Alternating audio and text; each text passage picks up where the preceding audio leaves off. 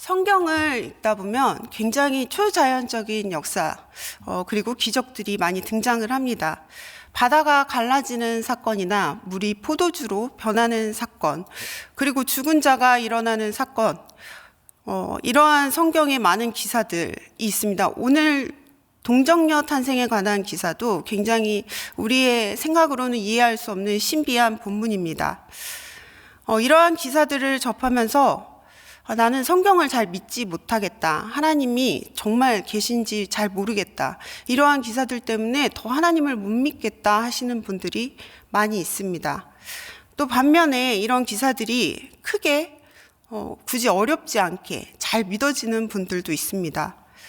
저 같은 경우에는 모태신앙은 아니었지만 제가 유치원을 교회에서 운영하는 유치원을 다녔습니다. 그래서 계속해서 많은 그런 성경의 이야기들을 듣게 되었고, 저는 신기하게 그것이 굉장히 어렵지 않게 한 절 한 절 다 믿어졌습니다.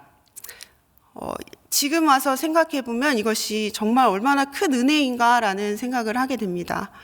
그런데 또한 반면으로는 이런 것들이 너무 쉽게 믿어지다 보니까 본문을 대할 때 쉽게 저도 그냥 지나쳐 버리게 될 때가 있는 것 같습니다.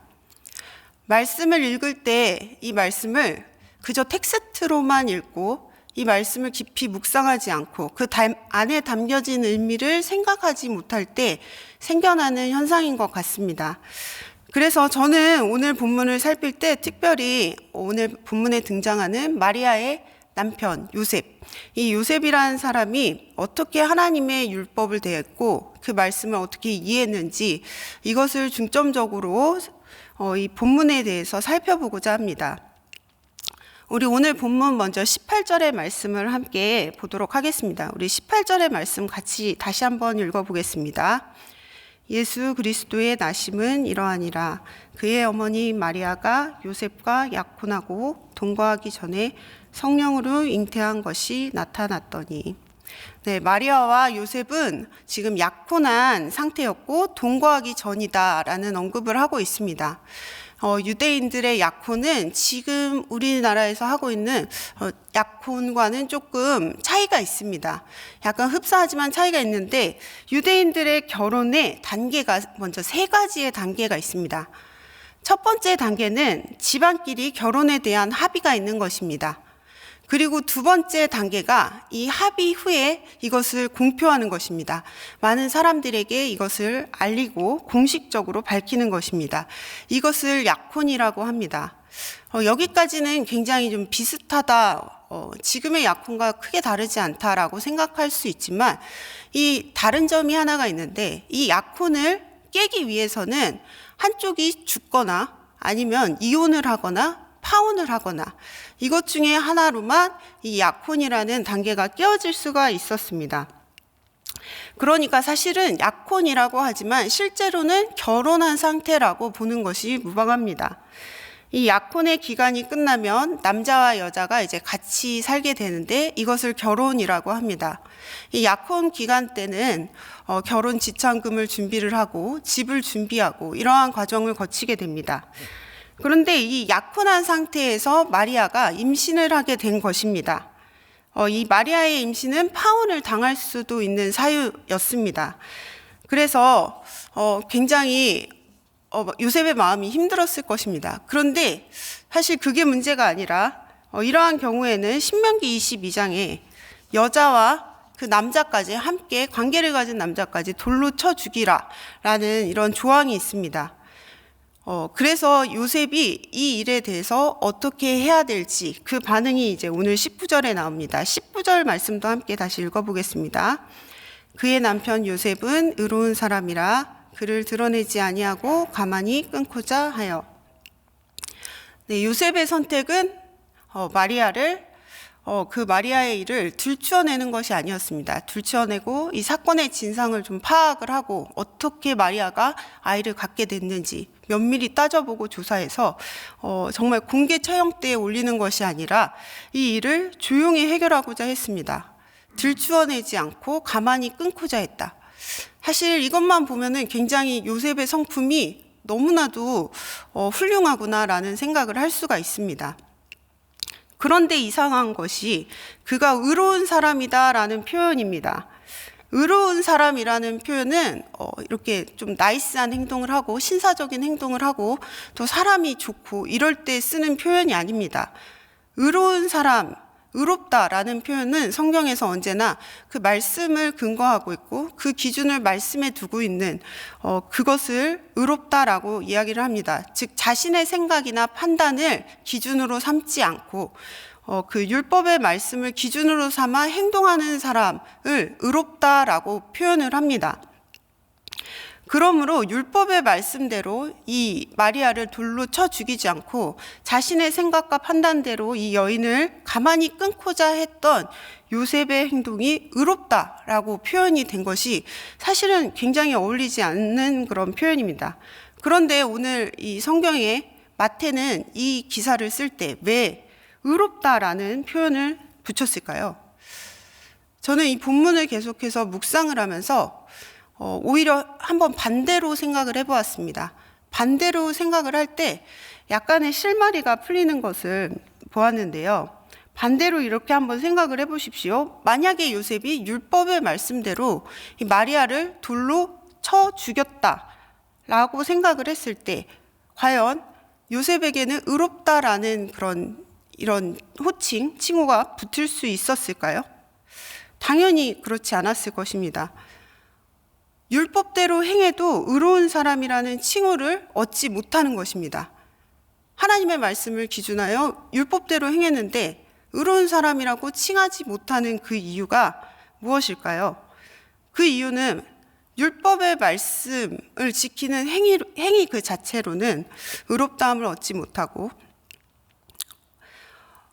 하나님의 말씀을 정말 그 뜻을 알고 행하는 자가 의롭다함을 입는 것이다 라는 생각을 하게 됩니다. 율법의 말씀은 행하나 그 말씀 안에 담겨있는 진리를 잊고 또 하나님의 의도를 잊어버린 백성들이 바로 이스라엘 백성들이었습니다. 이스라엘 백성들은 하나님의 말씀을 지키는 것에 누구보다도 열심인 사람들이었습니다. 그들은 정말로 안식일을 철저하게 지켰습니다. 얼마나 철저하게 지켰는지 다들 알고 계실 것입니다. 막 싸우다가도 그 안식일이 딱 되면 그 싸움을 멈추고 집에 돌아가는 사람들이었습니다. 하지만 그들이 잊었던 것은 안식일의 정신, 그리고 안식일의 주인이 누구인지는 알지 못했습니다. 재물이 많았던 부자 청년을 기억하실 것입니다. 재물이 많았던 이 부자 청년이 예수님께 나와 자신이 계명을 다 지키었다 이렇게 이야기를 합니다.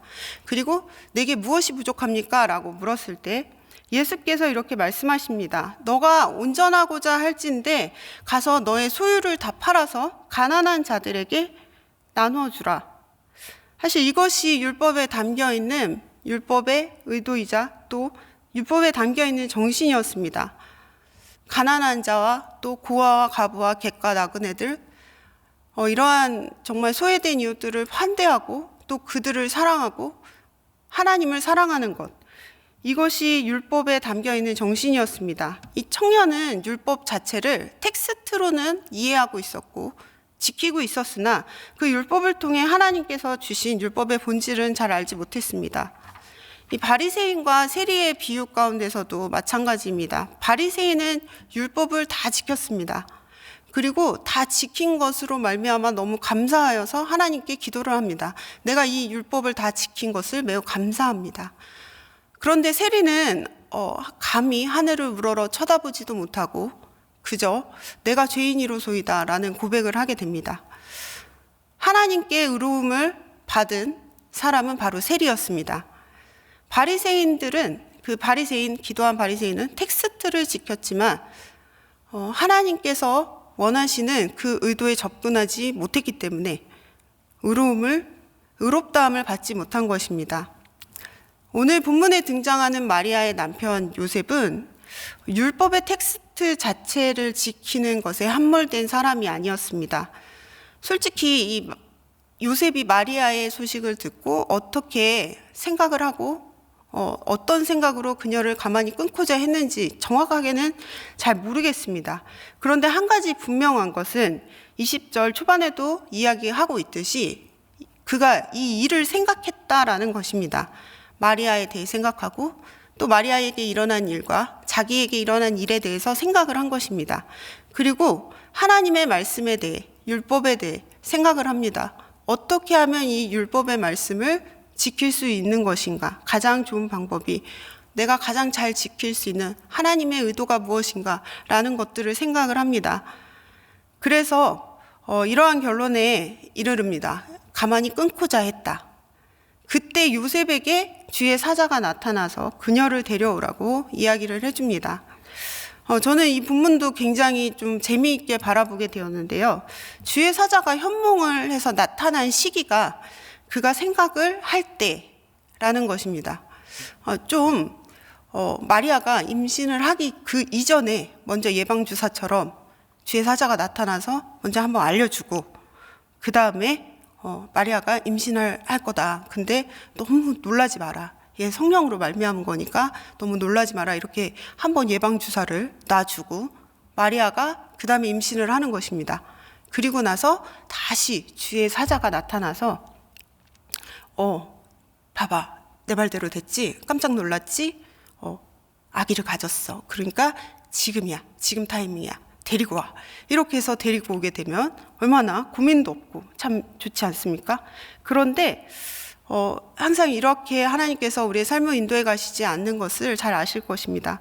하나님께서는 우리 삶에서 우리의 믿음과 순종의 태도를 또 보길 원하십니다. 억울하고 답답한 상황일지라도 그리고 잘 이해되지 않는 상황 속에서도 하나님을 붙잡고 하나님의 말씀이 무엇인가를 생각하며 한 걸음 한 걸음 내딛는 이 순종의 자세를 하나님께서는 우리에게 요구하십니다. 요셉은 준비된 반응을 보였습니다. 잠에서 깨어나자마자 그녀를 데리고 옵니다. 그리고 아들을 낳기까지 마리아와 동침을 하지 않았습니다. 이 마리아를 데려오는 것 또한 큰 리스크를 감수하는 행동입니다. 어쩌면 주변 사람들이 말리면서 뭐 하는 짓이냐 이야기할 수도 있었을 것이고요. 또 잘 모르는 사람은 저자가 약혼 기간에 마리아와 관계를 가져서 임신을 했구나 이렇게 바라보는 사람도 있을 수도 있었을 것입니다. 요셉의 선택지에는 마리아를 데리고 오는 것은 적어도 없었을 것입니다. 그런데 주의 사자가 이 일을 생각할 때 주의 사자가 나타나서 데려오라라고 이야기를 했을 때 일어나서 분부대로 행하는 것입니다. 요셉이 이렇게 순종을 할 수 있었던 이유는 요셉이 이 일에 대해 생각을 했다라는 것입니다.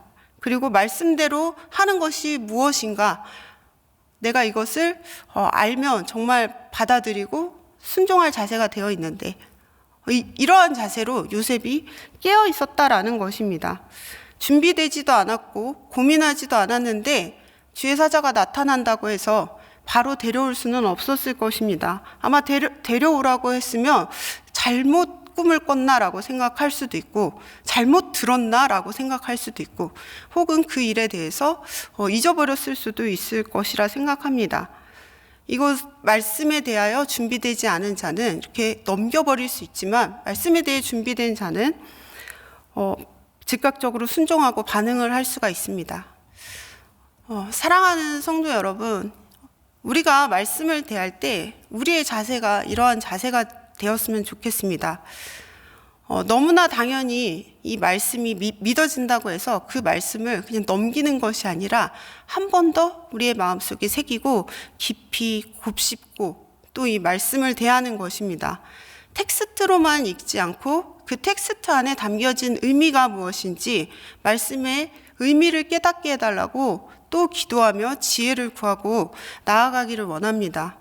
우리의 마음 가운데 너무나 무뎌져 있는 말씀의 이 칼을 갈고 갈아서 계속해서 하나님께서 우리에게 진짜 우리 삶에서 요구하시는 것이 무엇인지를 생각하기를 원합니다. 유대인들은 말씀을 손의 기호로 이마의 표로 삼는다라는 구절이 있습니다. 그만큼 말씀을 계속하여 보고 또 다른 사람들의 이 말을 보면서 그 말씀을 기억하고 그 말씀을 중심으로 살아가려고 굉장히 애썼던 사람들입니다.